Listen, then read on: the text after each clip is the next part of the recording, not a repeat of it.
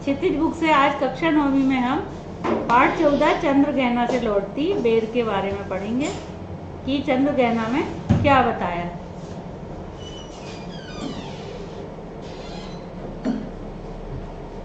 देख आया चंद्रगहना, देखता हूँ दृश्य अब मैं, मेड़ पर इस खेत की बैठा अकेला, एक बीते के बराबर,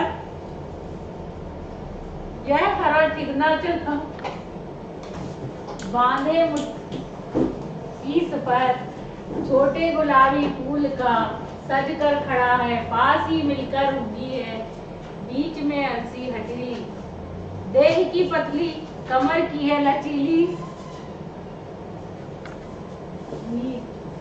नीले फूले फूल को सिर पर चढ़ाकर कह रही है, जो छुए है दू हृदय का दान उसको। शब्दार्थ बीते का बलिष्ठ, ठिकना यानी छोटा होना, मुरेठा यानी पगड़ी साफा, हथीली जिद्दी, दान यानी भेंट देना। संदर्भ प्रस्तुत पद्यांश की पंक्तियां हमारी पाठ्य पुस्तक क्षितिज से ली गई हैं और चंद्रगहना लौटती बेर पाठ से लिया। इसके रचयिता केदारनाथ अग्रवाल जी हैं। यहाँ कवि ने प्रसंग है कि कवि ने बताया गहना देखकर लौटते समय खेतों में जो दृश्य देखे उनका वर्णन किया गया है। कि कवि कहते हैं कि चंद्रगहना देखकर लौट रही है तो रास्ते में खेत की मेड़ पर अकेले बैठकर उसने एक दृश्य देखा कि एक बलिष्ठ के बराबर हरे रंग का छोटा सा चना अपने सिर पर छोटे से गुलाबी फूल की पगड़ी बांधे सर कसकर खड़ा हुआ है और उसके पास उससे सटकर एक जिद्दी अलसी उगी हुई है। फसल के बारे में बताया है। असली अलसी का शरीर पतला है, उसकी कमर लचकदार है, उसने नीले रंग का खिला हुआ फूल अपने सिर पर खिला के या लगा के रखा हुआ है। देखकर मानो ऐसा लगता है कि वह मेरे सिर के इस फूल को छू लेगा और मैं उसे अपने हृदय का प्रेम भेंट में दे दूंगी। काव्य सौंदर्य बताया कि वनस्पतियों के सौंदर्य को देखकर विभोर कवि की भावनाएं प्रकट हो रही हैं और खड़ी बोली एवं अनुप्रास अलंकार है। और सरसों की ना पूछो, हो गई सबसे सयानी, हाथ पीले कर लिए हैं,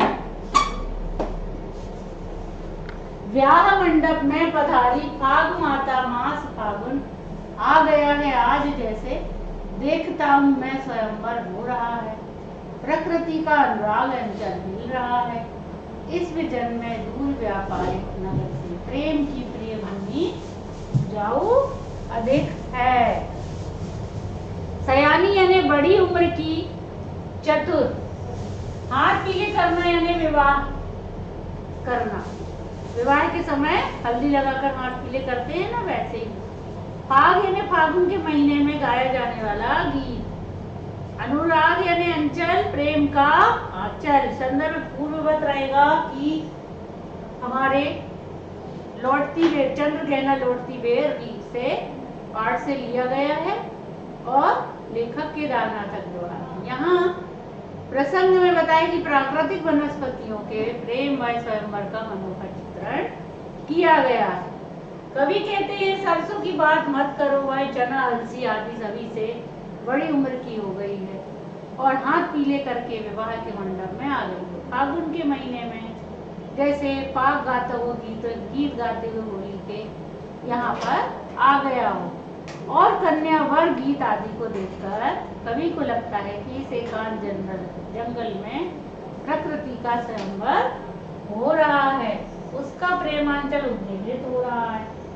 बाजारों शहरों में दूर प्रिय एकांत जंगल में प्रेम जागृत करने की अधिक उपजाऊ धरती हुई है, अर्थात इस एकांत निर्जन में परिणय की अधिक स्थितियां हैं। सरसों पीली हो जाती है जब, तब क्या बोला गया इसमें कि विवाह मंडप में फूलकर हाथ में हल्दी लगाकर आ गई हो, ऐसे दिख रही है धरती, उसका वर्णन किया गया है। प्रकृति की प्रेम अनुभूति और मनोवोचित व्यवहारों के सजीव चित्रण का अंकित किया गया है और अनुप्रास मानवीकरण अलंकारों की छटा को अलंकार दर्शाया गया है। तले एक पोखर, उठ रही इसमें लहरियां, नील तल में जो उगी है घास रूरी, ले रही वह भी लहरिया, एक चांदी सा बड़ा गोल खंबा, आँख को है चमकाता, कई पत्थर किनारे पी रहे चुपचाप पानी, प्यास जाने कब बुझेगी, चुप खड़ा बगुला डुबाए चांद जल में, देखते ही नींद चंचल ध्यान निद्रा त्यागता, चट दबाकर चोंच में नीचे गले के डालता दाना। एक काले माथ वाली चतुर चिड़िया, श्वेत पंखों के झपाटे, मार फौरन टूट पड़ती है भरे जल के हृदय पर, एक उजली चटुल मछली चोंच पीली में दबाकर दूर उड़ती है गगन में।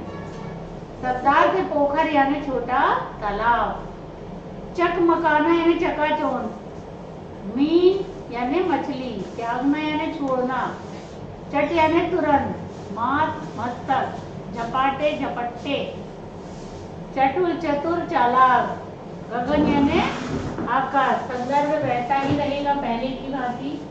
इस प्रसंग में छोटे तालाब की गतिविधियों के बारे में बताया गया है। कवि कहते हैं कि मेरे पैरों के नीचे के भाग में छोटा तालाब है, उस तालाब में जो लहरें उठ रही हैं, उन्हीं में तालाब के नीचे तले में उगने वाले सफेद घास भी लहरा रही है। तालाब में पड़ती सूर्य की परछाई चांदी की भांति गोल खंबा चमचमाता हुआ दिख रहा है और वह आंखों को चकाचौंध कर रहा है। उस तालाब के किनारे पर कई पत्थर पड़े हैं और चुपचाप तालाब का पानी भी पी रहे हैं। पक्षियां खड़े हुए आए हुए, पता नहीं उनकी प्यास कब शांत होगी। एक बगुल अपने पैर पानी में डुबोए चुपचाप खड़ा हो जाता है और एक चंचल मछली को देखते ही उसका ध्यान एकदम टूट जाता है और वह उस मछली को चोंच में दबाकर गले में ले जाता है। तब ही एक काले माथे वाली चालाक चिड़िया आती है और अपने सफेद पंखों से झपट्टा मार के बीच में कूदती है और एक चंचल सफेद मछली को अपनी चोंच में दबाकर वह भी आकाश में उड़ जाती है। फिर काव्य सौंदर्य में है कि तालाब के अंदर की गतिविधियां गत्यात्मक चित्रण किया हुआ है और सरल सुबोध भाषा है, अनुप्रास अलंकार है और इसका स्वाभाविक सौंदर्य के बारे में दर्शनीय चित्रण किया है। और यहाँ से भूमि ऊंची है जहाँ से रेल की पटरी गई है, ट्रेन का टाइम नहीं है, मैं यहाँ स्वच्छंद हूँ, जाना नहीं है चित्रकूट की अंदर चौड़ी, कम ऊंची ऊंची पहाड़ियाँ दूर दिशाओं तक फैली है।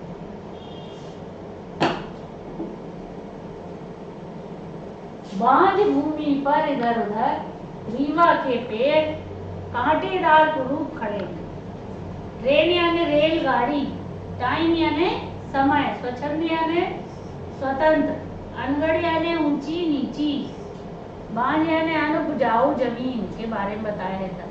रेवजा, रीवा यानी रेवजा कांटेदार बबूल, ये शहर का नाम भी है रीवा, लेकिन इधर पे रीवा रेवजा कांटेदार बबूल के बारे में बताया है।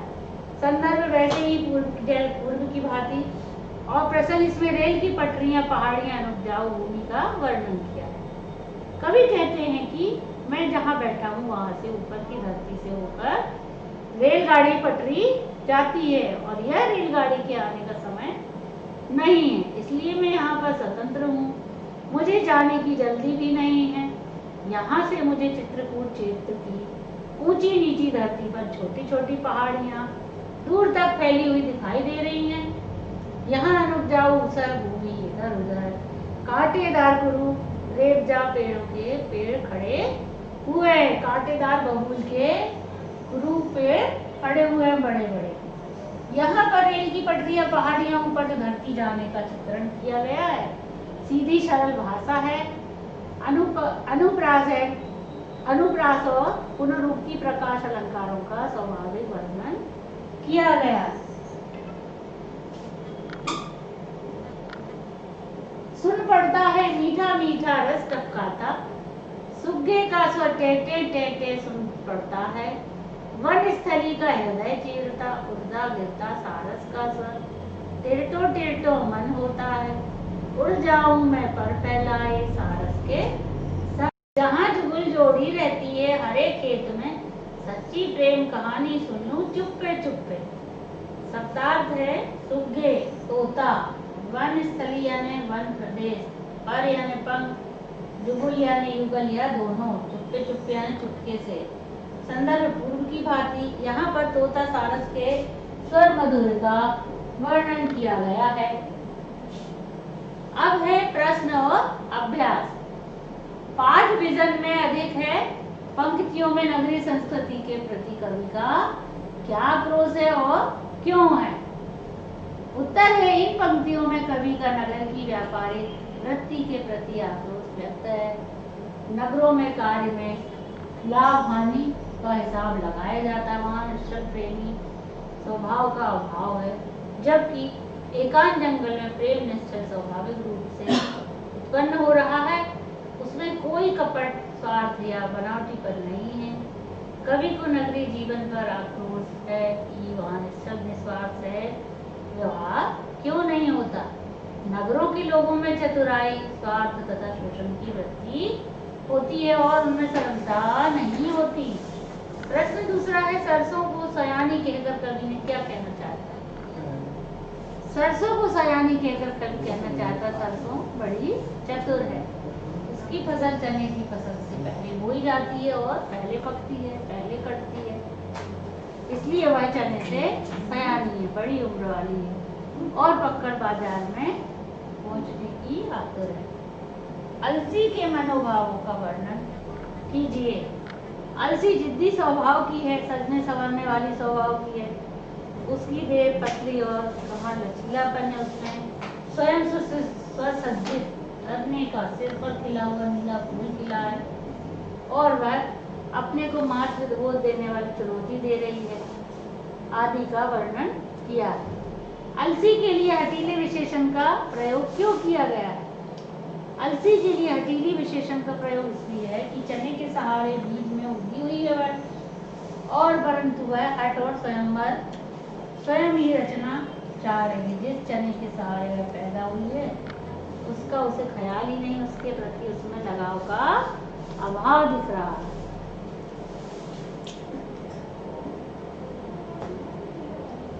चांदी का बड़ा सा गोल खंभा में कवि की किस सूक्ष्म कल्पना का आभास मिलता है। पोखर के पानी में दिखाई देता है सूर्य का प्रतिबिंब, चांदी का गोल बड़ा सा खंभा लगा हुआ है और प्रतिबिंब की प्रति छाया से चमकने वाली किरणें आकाश में चमका रही हैं। चांदी सा गोल खंभा कवि की इसी सूक्ष्म कल्पना का आभास मिलता है। कविता के आधार पर हरे चने का सौंदर्य अपने शब्दों में चित्रित करें। हरा चना कद में तो छोटा है किंतु शरीर गठीला है, उसके अपने सिर पर गुलाबी रंग के फूल की पगड़ी बांध रखी है और वह अच्छी तरह से सज कर भरा हुआ है। वह देखने में बड़ा आकर्षक लग रहा है, इसलिए कवि का ध्यान सभी को छोड़कर उसी पर पहुंच जाता है। ये चंद्र गहना कब लौटेगी बेर, इस कविता का वर्णन पाठ्य पुस्तक से किया गया। बच्चों आपको कॉपी में ये सब सारे प्रश्न उत्तर भी लिखने हैं और इसके काव्य सौंदर्य, कविता का अर्थ, भावार्थ सभी कुछ आपको अपनी कॉपी में लिखना है और पढ़ाई करनी है। तो आप पढ़ाई करते रहें और पेपर के उत्तर भी सॉल्व करते रहें।